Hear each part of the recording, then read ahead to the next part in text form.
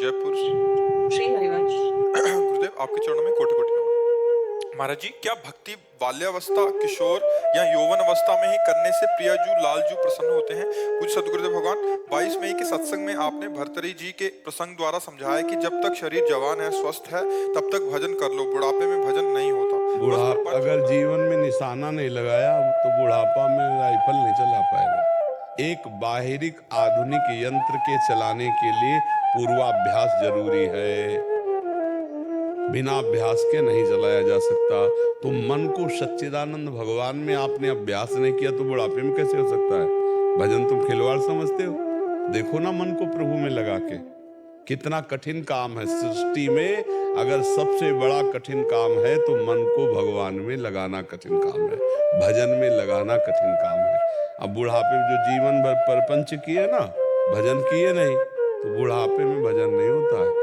माला हाथ में रहेगा, सोएंगे और जहां दो चार बुढ़े बैठे वहां प्रपंच की वार्ता करेंगे, भगवत वार्ता, कृष्ण रूप गुण महिमा, भगवान की महिमा, ये तो नहीं करेंगे। इसीलिए कौमार अवस्था से, किशोर अवस्था से, यौवन अवस्था से जो भजन होता है तो धीरे धीरे लड़ते लड़ते दोषों से वो वृद्धावस्था तक विजयी हो जाता है, वो निर्दोष हो जाता है। और पूर्वाभ्यास भजन का है, भगवान में तन्मय है, भगवान को प्राप्त हो जाता है।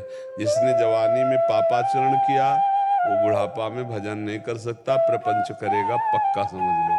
और जिसने जवानी में भजन संभाला तो बुढ़ापे में भजन हो सकता है, अन्यथा नहीं। आप लोग देख लो, खुद देख लो, हमारी बात का अनुभव करके देख लो। अगर भजन नहीं किया तो बुढ़ापे में भजन नहीं होगा, पक्का नहीं होगा। और अगर आपने भजन पहले से अभ्यास किया है तो आप भजन कर लोगे। अब अभ्यास तो भोगों का किया, बल नष्ट कर दिया भोगों में, तो कहां से मन को भगवान में लगाओगे? भोगी पुरुष स्मृति से कमजोर होता है, भोगी पुरुष का संकल्प कमजोर होता है, भोगी पुरुष की चेष्टाएं केवल भोग की तरफ होंगी, योग की तरफ नहीं होंगी। तो इसलिए अगर बाल्यावस्था से भगवान के मार्ग में लगा, गृहस्थ में भी गया है तो धर्म से चलेगा, संयम से चलेगा, भजन परायण रहेगा, तो आगे चल करके वृद्धावस्था में भी भजन कर सकता है। भजन नहीं, वही नाती पनाती लड़का इन्हीं में लगा रहता है। बुढ़ों का मन देखो ना भाई, वृद्धों का मन देखो, इन्हीं में लगा रहेगा। खान पान, बातचीत और परिवार, राग, इसी में फंसा रहेगा। और जब बाल्यावस्था से भजन किया जाता है तो उसका गृहस्थी में रहते हुए भी प्रकाश होता है। वो गृहस्थ में है लेकिन गृहस्थ में रहते हुए भी संत है, क्योंकि उसने अभ्यास किया है भजन का, उसने अभ्यास किया है राग त्याग का। और बहुत कठिन बात है, संसार में सबसे कठिन बात है मन को प्रभु में लगाना। इससे बड़ा कोई कठिन काम नहीं है। मन को प्रभु में लगाना बहुत कठिन कार्य है, और जिसने ये कार्य कर लिया वो माया से मुक्त हो गया। जो मन को मय्ये वो मन आदत्सो मयि बुद्धि निवेश है, भगवान में मन लगा दिया, भगवान में बुद्धि लगा दिया तो भगवत स्वरूप हो गया, क्योंकि भगवत स्वरूप था। तो कठिन काम है, इसीलिए कहा जाता है जवानी में सब इंद्रियां बलवान होती हैं। अब भोगों की तरफ जा रही, उनको रोको, गलत मार्ग से रोको, भजन में लगाओ, तो यही आगे चल करके आपका अभ्यास पुष्ट कर देगा। जी, अगर बुढ़ापे में कोई ऐसे सतगुरुदेव मिल गए जिससे चित्त का समाधान हो गया, तो क्या फिर जब समझ आ गई, एक तो उसने भोग नहीं आएगी, नहीं आएगी। पूर्वाभ्यास है।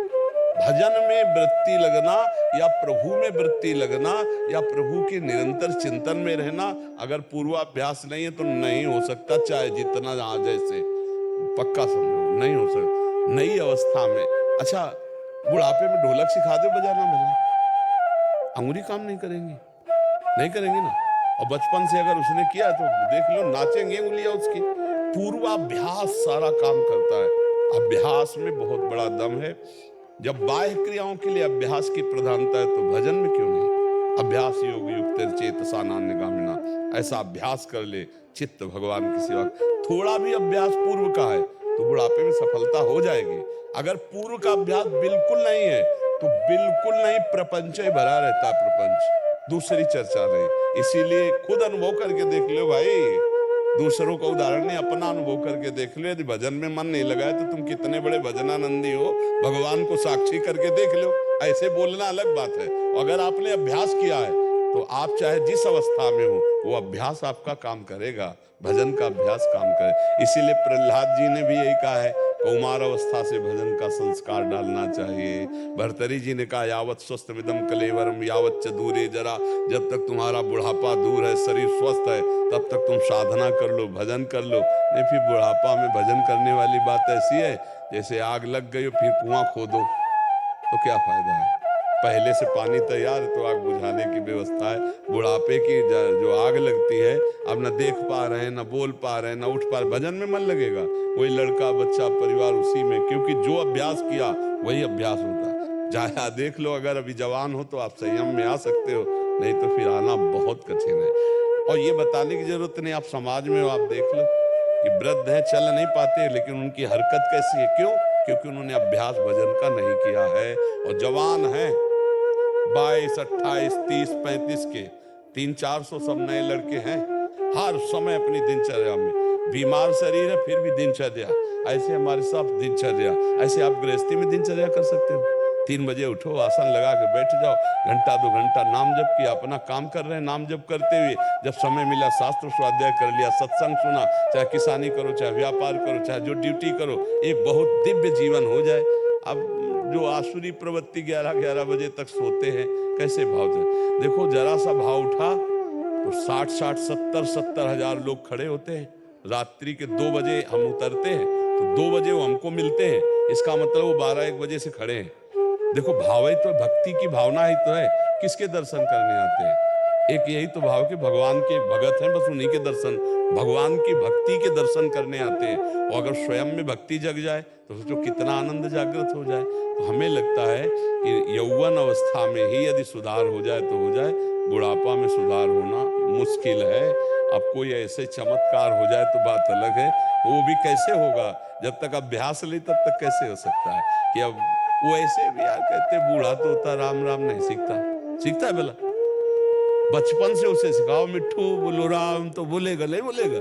और जो बूढ़ा तो होता उसको सिखाओ तो नहीं बोलेगा। तो ऐसे हमारी वृत्ति जब वृद्धावस्था में चली जाती है तो भगवान का भजन नहीं होता। हमने देखा है, कुर्सी पड़ी 2-3 और 2-3 बूढ़े बैठे, माला हाथ में, और प्रपंच की बातें हो रही। ये कोई भजन है? भजन तो वो है कि जो नाम हम जप कर रहे हैं, उसी का ध्यान कर रहे हैं, उसी में डूबे हुए हैं, उसका स्वाद लेकर राधा राधा राधा। बात करने की फुर्सत कहाँ है?